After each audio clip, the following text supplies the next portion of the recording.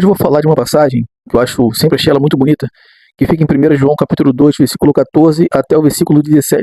Eu vos escrevi, pais, porque conhecestes aquele que é desde o princípio. Eu vos escrevi, jovens, porque sois fortes, e a palavra de Deus está em vós, já venceste o maligno. Não ameis o mundo, nem o que no mundo há. Se alguém ama o mundo, o amor do Pai não está nele. Porque tudo que é no mundo, há a concupiscência da carne, há a concupiscência dos olhos, e a soberba da vida não é do Pai, mas do mundo. O mundo passa com as suas vontades, mas aquele que faz a vontade de Deus permanece para sempre. Essa passagem sempre me chamou muita atenção, porque o apóstolo, ele conjuga o verbo no passado, quando vai falar com os jovens. Ele diz, vocês jovens já venceram o maligno. E eu fiquei imaginando, pensando, o que estava passando pela cabeça do apóstolo João, quando ele conjuga o verbo no passado e fala que os jovens já venceram o maligno. E nós sabemos que a Bíblia, ele é um livro, ele é a palavra de Deus, as Escrituras Sagradas, ela é inspirada por Deus. Então a Bíblia não é um livro só para você ler. Você lê qualquer coisa, você lê o jornal, você lê revista, a Bíblia é para ser meditada. E eu meditando nessa passagem, pensando o que passou pela cabeça do apóstolo João quando ele fala os jovens já venceram o maligno. Eu fiquei pensando, será que ele pensou em algum personagem do Antigo Testamento, como Davi? Será que ele pensou em José? José que, lá em Gênesis, capítulo 39, ele sendo mordomo, sendo responsável por tudo praticamente na casa de Potifar. Ele era um jovem muito bonito, né? Chamava atenção. A mulher deu em cima dele e ele correu. Não quis pecar contra Deus e nem contra o seu patrão, tendo relação com a esposa dele. José correu, José venceu a tentação. Poucos jovens teriam aquela postura, poucos homens teriam aquela postura que José teve. José respondeu para a mulher quando a mulher tentou agarrar ele. José falou, eu não pecaria contra o meu Deus. O que eu acho interessante é que ele não fala, não pecaria contra o seu esposo, meu patrão.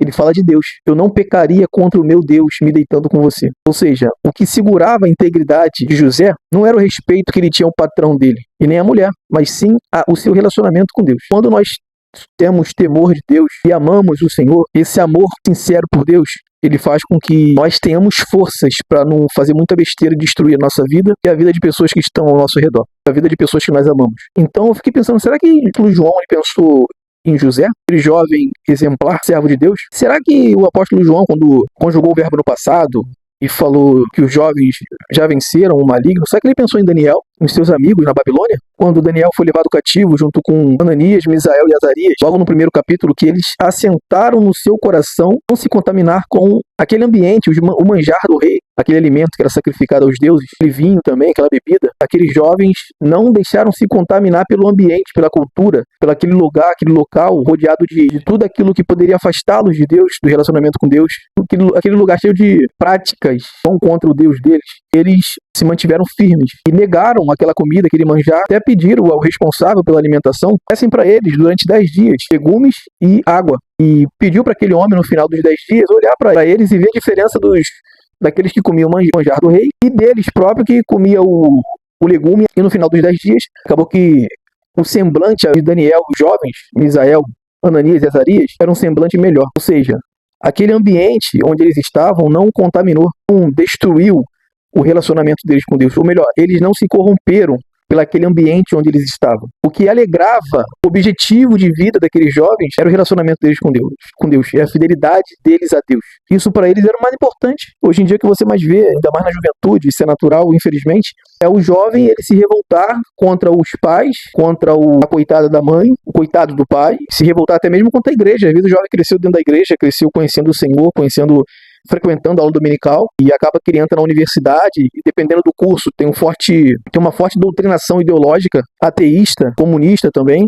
Aquele jovem acaba que se afasta de Deus, se afasta da igreja e se acha um jovem, se acha que está evoluindo, se afastando de Deus, se voltando contra tudo aquilo que ele aprendeu desde pequeno na igreja. Daniel e seus amigos não tinham esse pensamento. Acreditavam firmemente que nada era mais importante para eles do que continuar fiel ao seu Deus, ao Deus de Israel. No capítulo 3 também tem uma passagem muito interessante, quando o rei Nabucodonosor, ele levanta uma grande estátua e pede para que todos, quando escutassem o som, as músicas deveriam se prostrar diante da imagem. E quando toca a música, os únicos que não se prostram diante da imagem são os 3 jovens, Ananias, Misael e Azarias. Eles não se prostraram. O que aconteceu? O rei jogou todos eles na fornalha. Quando jogaram eles na fornalha, o que aconteceu com eles? Absolutamente nada. Mas o rei jogou 3 jovens na fornalha. E ele ficou espantado. Os próprios que foram escolhidos para jogar os jovens naquela fornalha, só de chegar perto da fornalha eles morreram. Está no capítulo 3 do livro de Daniel. Esses 3 jovens que estavam lá embaixo, na verdade, quando o rei olha, não tinha mais 3, tinha 4. O rei fica espantado e maravilhado do Deus dos jovens, do Deus de Israel. Não é romântico, não é fácil um jovem hoje ele se manter fiel a Deus, não é? É difícil, mas é o certo. Não importa o que a cultura diz, o mundo acha belo, o que o mundo acha bonito. O que importa é o que Deus acha, o que é certo, o que é bom, o que é belo, o que é justo.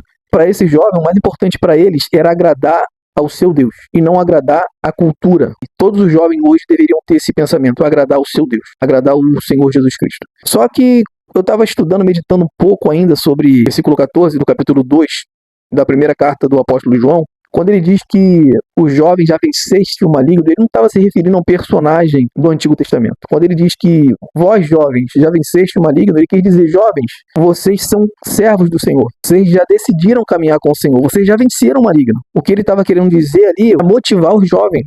Vocês já venceram o maligno. Quando vocês decidiram servir a Cristo, quando vocês decidiram caminhar com o Senhor, vocês ali venceram o maligno. Através da regeneração, através da transformação do coração de vocês, quando vocês aceitaram a Cristo, decidiram caminhar com o Senhor, ali vocês venceram o maligno. Enquanto viver nessa terra, vai ter embate, vai ter luta, vai ter dificuldade. Nunca se esqueçam que vocês já venceram o maligno. Vai vir luta, vai vir dificuldade. Não jogue a toalha, porque vocês já venceram o maligno. Então eu queria deixar essa palavra para vocês no dia de hoje.